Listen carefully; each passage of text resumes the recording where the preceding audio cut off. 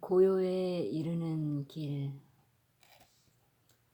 마음이라는 것은 알고 있는 것의 영역입니다. 이미 경험된 것으로서 말입니다.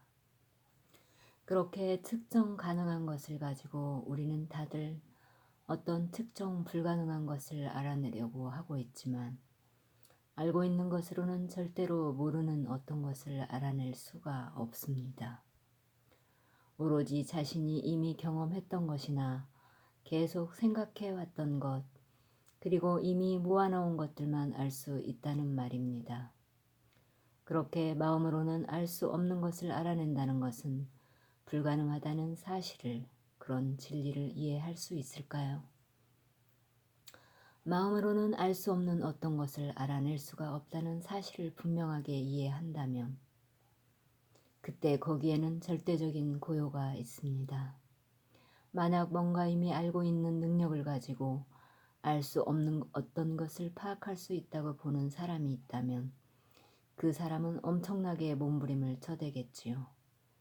누구랑 대화를 하기도 하고 또 누구의 말은 거부하기도 하면서 이것저것 선택을 하기도 하는 등 그것에 이르는 길을 발견하려고 오랜 시간 엄청나게 애를 쓸 것입니다. 그러나 알 수 없는 어떤 것을 알아낸다는 것이 절대로 불가능하다는 사실을 자신이 깨닫는다면, 즉 모르는 어떤 것을 향해서는 단 한 발자국도 떼놓을 수 없다는 것을 제 스스로 지각한다면, 그러면 그때는 뭐가 어찌 되겠습니까? 그때는 마음이 절대적으로 고요하게 됩니다. 그리고 그때 그것은 절망이 아니에요. 그냥 더 이상 아무것도 찾지 않는 상태입니다. 뭔가를 찾는다는 것은 오로지 아는 것으로부터 아는 것으로 이어지게 되어 있습니다. 그래서 이때 마음이 할 수 있는 것은 그러한 흐름으로는 결코 모르는 어떤 것을 밝혀낼 수 없다는 점을 분명히 알아채는 것뿐입니다. 아는 것의 영역 안에서 일어나는 그 어떤 흐름이라도 그것은 여전히 아는 영역을 벗어나지 못한다는 말이지요. 바로 이것이 인간이 지각해야만 하는 유일한 것이며, 이것이 마음이 깨달아야 할 유일한 것이란 말입니다. 그러면 그때는 그 어떤 자극도 없이, 그 어떤 목적도 없이 마음은 그냥 고요하게 됩니다. 여러분들은 사랑이라는 것이 바로 그런 고요라는 사실을 알아채지 못했습니까? 그게 누구랑 손을 잡고 있을 때일 수도 있겠고, 어떤 아이를 참으로 그윽하게 바라볼 때일 수도 있을 것이며, 또는 어느 저녁나절의 아름다움을 만끽하고 있을 때일 수도 있겠지요. 사랑에는 과거나 미래가 없습니다. 그래서 그것이 고요라는 비범한 상태라는 말이지요. 그리고 이러한 고요 없이는 그건 또 완벽하게 비어있는 상태지만 말입니다.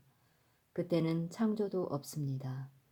여러분들이 다른 능력에서는 아주 영리할지는 몰라도 거기에 창조성이 없다면 그것은 파괴요, 부패이기 때문에 마음은 아주 썩어 문드러져 허물어집니다. 마음이 텅 비어있고 고요할 때, 완전한 부정의 상태에 있을 때, 그렇다고 이것이 무능하다는 말은 아니고 긍정적인 상태의 반대도 아니며 모든 생각이 다 그친 완전히 다른 어떤 상태입니다만, 오로지 그런 때라야만 그 이름 붙일 수 없는 어떤 것이 생길 가능성이 있습니다. 봄베이 1960년 1월 6일 신에 대하여 지두 크리슈나무르티 테마 에세이 시리즈 신에 대하여 고요 아침